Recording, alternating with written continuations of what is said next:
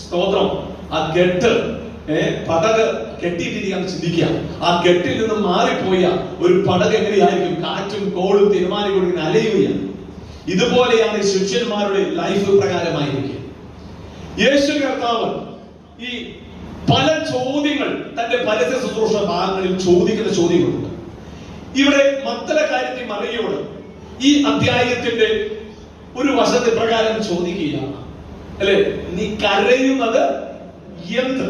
അല്ലെ, നീ കരയുന്നത് എന്ത് എന്ന് പറഞ്ഞാൽ നിന്റെ കരച്ചിൽ എന്താണെന്ന യേശുവിനോട് പറഞ്ഞാൽ ആ കരച്ചിലുള്ള തക്കതായ ആൻസർ ആരുടെ കയ്യിലുണ്ട്? ഈ ചോദ്യം ചോദിക്കുന്ന കർത്താവിന്റെ കയ്യിലുണ്ട്. എത്ര പേർ അങ്ങനെ വിശ്വസിക്കുന്നു?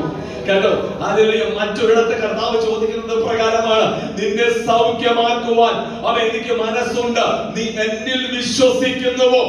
സ്തോത്രം. നിനക്ക് എന്ത് വേണമെന്ന് കർത്താവ് മറ്റൊരിടത്ത് ചോദിക്കുന്നുണ്ട്. അവൻ സ്തോത്രം. അങ്ങനെ പലവിധ ചോദ്യങ്ങൾ യേശു കർത്താവ് ചോദിക്കുന്നുണ്ട്. അവൻ സ്തോത്രം.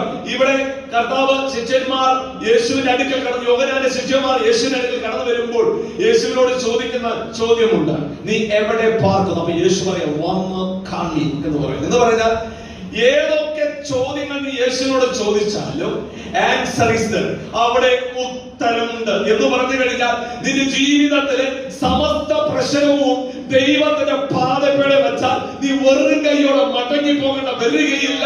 അത് ശാരീരികമാകട്ടെ, ആത്മീകമാകട്ടെ, തലമുറയോടുള്ള ബന്ധത്തിലുള്ള വിഷയമാകട്ടെ, അതിലൊക്കെ